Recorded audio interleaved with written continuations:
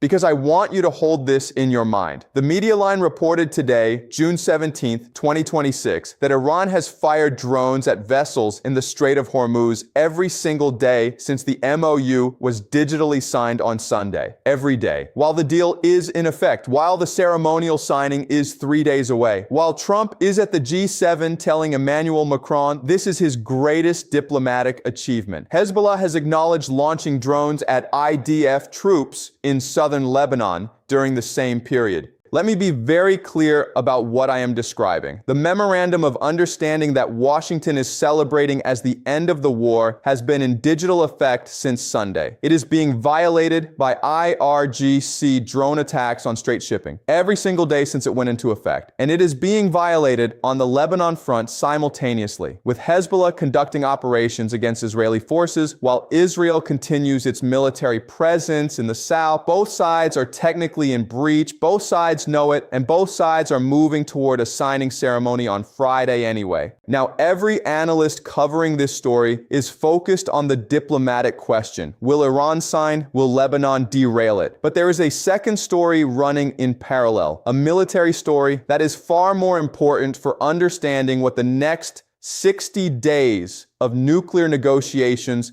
will actually look like. And that story is about what Iran's military has been doing quietly, systematically in the space created by the diplomatic noise. In the next 20 minutes, I'm going to show you why the IRGC's behavior in the post-MOU window is not a series of ceasefire violations. It is a repositioning exercise, a calibration of leverage instruments, and the quiet movement of military assets into positions that tell the American side before the first nuclear negotiation session begins on Friday exactly what the cost of a failed 60-day window will be. This is not provocation. This is Iran communicating in the only language that has consistently produced results in this conflict. Okay, let's go. The framework I need you to understand today, I call the calibrated pressure maintenance doctrine. And here's the core idea. In any negotiation where a military ceasefire is supposed to accompany diplomatic talks, the party with less conventional power faces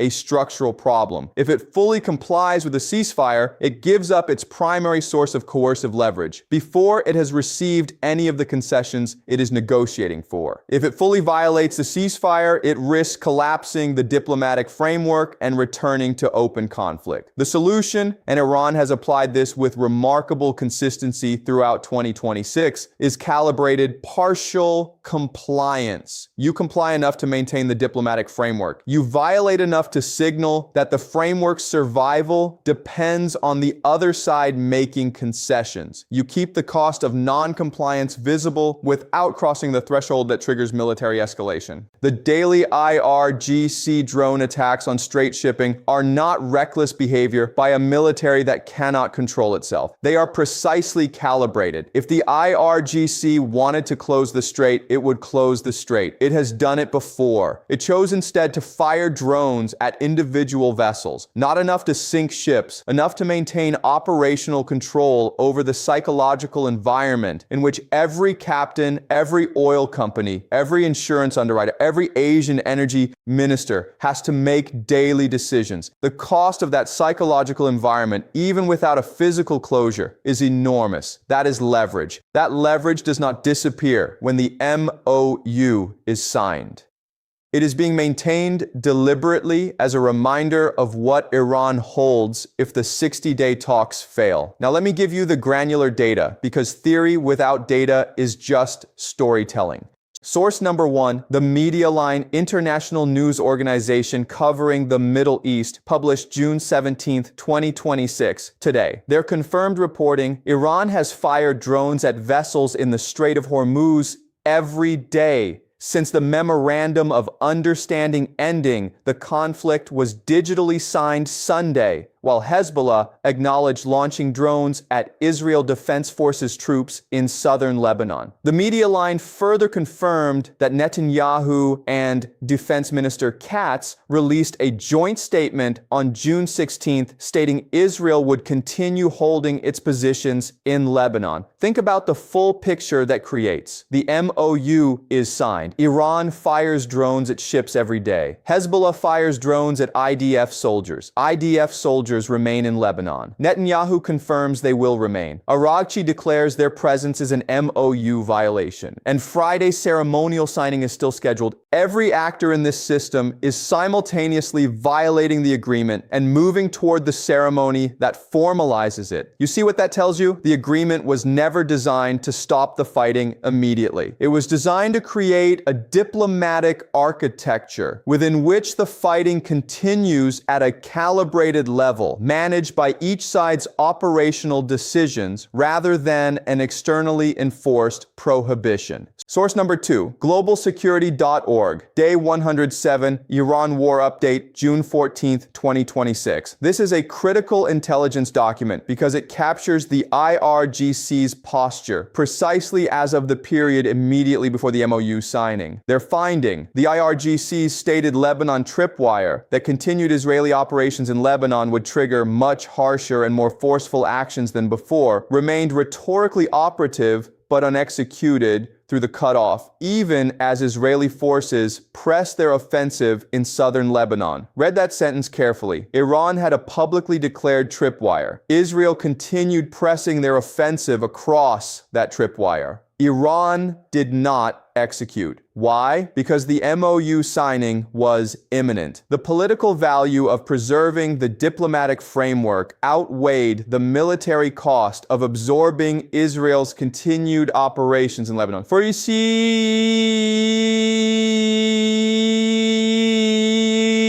for specificity, I want to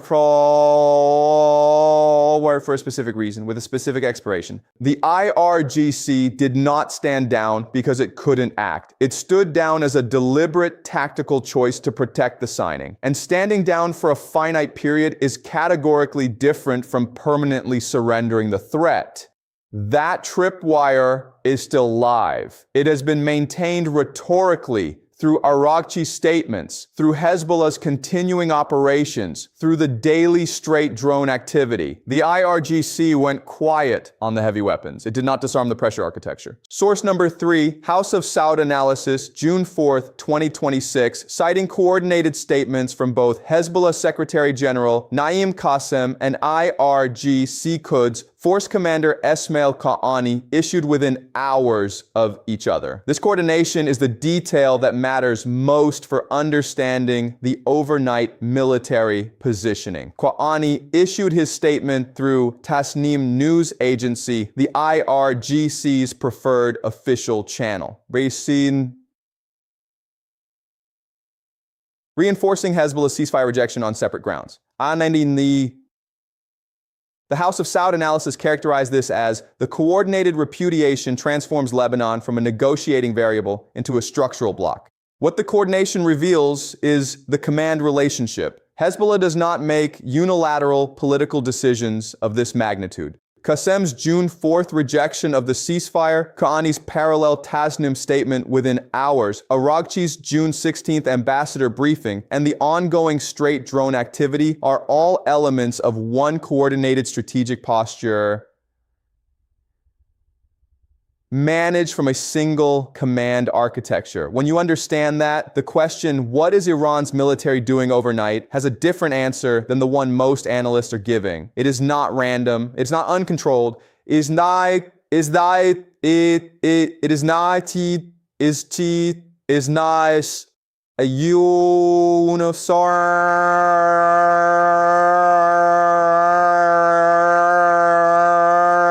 a posture executed across multiple instruments simultaneously. Source number 4, Yahoo News, reporting on the IRGC command restructuring in Lebanon, cross-referenced with Times of Israel and Jerusalem Post 2026. The critical data point, Israel killed 5 senior IRGC Quds. forced Lebanon Corps commanders in Operation Roaring Lion in March 2026. The Legion Corps commander Daoud Ali Zadeh, Intelligence Sector Chief Ali Reza Biazar, and 3 others were eliminated in a single precision strike in Beirut. Israel also eliminated the head of the military office of the supreme leader and the chief of staff of the Khatam al-Anbiya central headquarters simultaneously. And within days, Arab media reported that Hezbollah was now being managed by replacement IRGC officers. Think about what that means for Iran's overnight positioning. Israel spent the opening months of this conflict specifically targeting and eliminating the IRGC Lebanon command structure. Those commanders have been replaced. The replacement officers are operating in Lebanon right now, managing Hezbollah's drone operations against IDF troops, maintaining the 41 operations per 24 hours tempo that Global Security documented. The IRGC did not lose its Lebanon command capacity when Israel killed its commanders. It rebuilt it, and the rebuilt structure is the one that is active during the post-MOU diplomatic window. Source number 5, Council on Foreign Relations, IRGC backgrounder, updated 2026. Critical structural fact, the IRGC reports directly to the Supreme Leader, not to the Iranian Foreign Ministry, not to the Iranian government, not to any entity that is party to the MOU negotiations. Araghchi negotiates. The IRGC operates. These are not the same chain of command. When Araghchi tells foreign ambassadors that Lebanon is inseparable from the MOU, he is articulating a political position. When the IRGC fires drones at straight vessels every day after the MOU signing, it is operating on military authorization that exists parallel to and independent of the diplomatic track.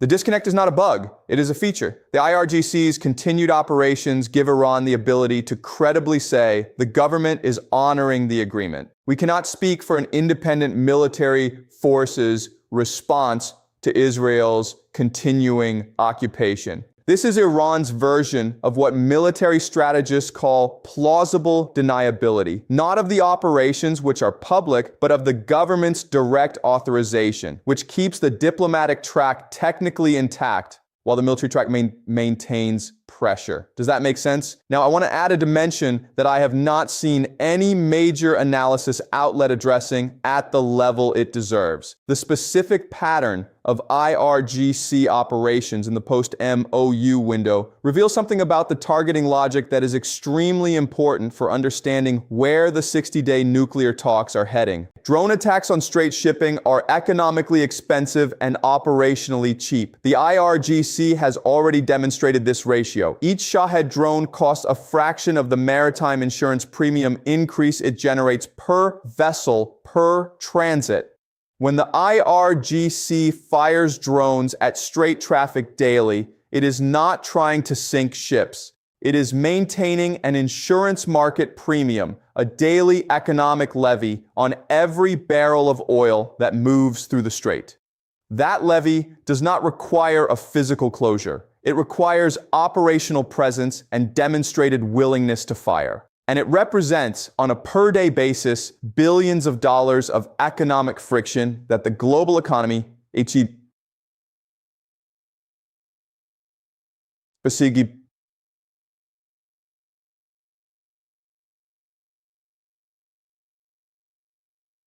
the energy importing economies of Japan, India, South Korea, and China absorbs continuously. Now consider the 60-day nuclear timeline. The MOU commits the U.S. to lifting the naval blockade and granting Iran sanctions relief for oil sales. That relief flows to Iran while the daily straight drone activity continues, generating continued insurance premiums. Iran will be receiving sanctions relief while simultaneously collecting economic leverage from the threat to the same waterway that the sanctions relief is supposed to normalize. The two revenue streams run in parallel, not in opposition. Iran does not need to choose between getting sanctions relief and maintaining straight leverage. The post-MOU operational tempo makes both possible simultaneously. This is not an accident. This is the architecture that Rouhani's Quds Force designed. Now, I want to be completely honest and fair. Here is the strongest possible argument against what I have just said. The American steelman is this: you are describing deliberate strategic behavior, but the simpler explanation is operational inertia. Military forces do not stop overnight because diplomats signed a document. The IRGC's daily straight drone activity may reflect standing orders that have not yet been updated to reflect the changed diplomatic environment, not a deliberate strategic decision to maintain pressure. Similarly, Hezbollah's drone operations against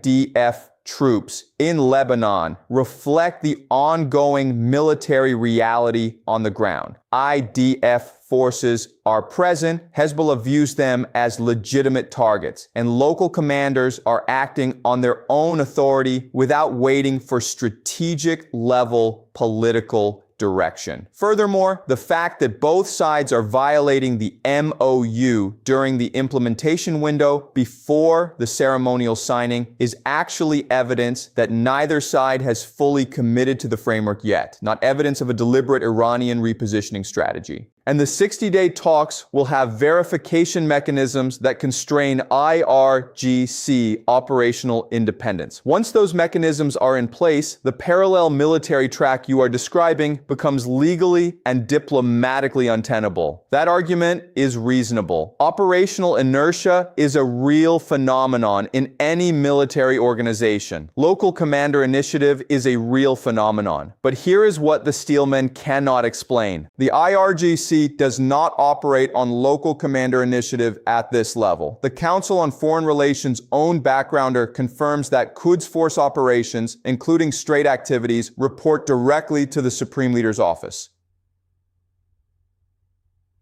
When the IRGC fires drones at straight shipping every day after an MOU that includes straight opening commitments, those operations have been authorized at the highest level of the Iranian command structure. This is not inertia, it is policy. Second, the timing is too precise for inertia. The MOU was digitally signed Sunday. The daily straight drone activity began Monday, the same 24-hour window in which Araghchi was briefing foreign ambassadors in Tehran on Lebanon. This is coordinated messaging, not organizational lag. And third, and this is the most important point, the steelman assumes that 60-day verification mechanisms will constrain IRGC operations. But the MOU text has not been released. No verification mechanism has been publicly described. Iran is demonstrating in the pre-signing window what the IRGC's operational tempo looks like when no enforceable mechanism exists. Whatever the 60-day talks produce, Iran has now established its operational baseline. The baseline includes daily straight drone activity. Constraining that baseline requires a specific enforceable mechanism. The steelman assumes such a mechanism will emerge. The I inpo wom gi yo nai sai yo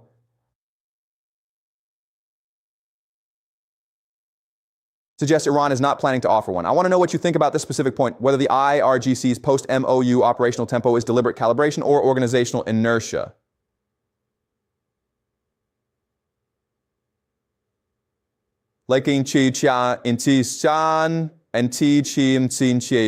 Your analysis in the comments. Now, here are 3 specific things to watch in the next 48 to 72 hours. Watch the straight drone activity on Thursday and Friday, the 24 hours before and after the Swiss signing ceremony. If the IRGC pauses straight drone operations specifically for the signing day and then resumes them Saturday, you have your definitive answer about whether this is policy or inertia. A one-day tactical pause around the ceremony followed by resumed operations is not inertia. It is managed optics. It tells you the IRGC is operating with political awareness of the signing's importance, and has calculated that a ceremonial pause serves Iran's interests without surrendering the operational capability. Watch the pause and watch how quickly it ends. Watch for any IRGC statement through Tasnim or IRNA specifically referencing the post-signing nuclear negotiation period. Since the digital MOU signing on Sunday, the IRGC has maintained its public posture of peak readiness. The language of that posture, specifically whether it references the 60-day nuclear talks as a period of continued operational preparation rather than standing down, will tell you whether the IRGC views the 60-day window as a ceasefire or as a negotiating space in which military pressure is an authorized instrument. Watch the IDF's response to Hezbollah's acknowledged drone operations against Israeli troops in Lebanon. If Israel retaliates with airstrikes on Hezbollah positions in southern Lebanon in the next 48 hours, Araghchi's declared violation threshold is crossed again. Iran's foreign ministry will then face a choice: formally invoke the MOU violation mechanism, or absorb the breach silently to protect the Friday signing. How Iran responds to the next Israeli strike in Lebanon is the single most important indicator of whether the violation language is a genuine tripwire or a diplomatic negotiating position. Watch for a formal Iran Foreign Ministry statement specifically referencing the MOU violation clause within 24 hours of any IDF strike in Lebanon between now and Friday. And your homework: I want you to find two things. First, find the Media Line article published June 17th, 2026 on IRGC drone activity in the Strait Post MOU signing. Read every paragraph, then find the Global Security Day 107 Iran War Operational Update from June 14th, the one that describes the IRGC's Lebanon tripwire as rhetorically operative but unexecuted. Put those two documents side by side. One shows what Iran said it would do if provoked. One shows what it is doing in the immediate post-MOU window. Ask yourself this: if the tripwire was deliberately held back to protect the diplomatic signing, and the drone activity is the operational baseline Iran is maintaining to protect its leverage in the 60-day talks, what specific mechanism in the MOU prevents Iran from simply maintaining this calibrated posture for the entire 60-day nuclear negotiation period? If no such mechanism exists, then the 60-day window is not a path to denuclearization. It is 60 days of Iran collecting sanctions relief while the IRGC maintains pressure infrastructure in the Strait and Hezbollah maintains ground operations in Lebanon. I am not asking you to agree with me. I am asking you to look at the same data and ask different questions. Every network is asking, will the signing happen? The question you should be asking is, what does the IRGC's post-MOU operational behavior tell us about what Iran is actually prepared to give up in the 60-day nuclear talks? Because military posture is more honest than diplomatic language. And right now, Iran's military posture is telling a very different story than Araghchi's ambassador briefings.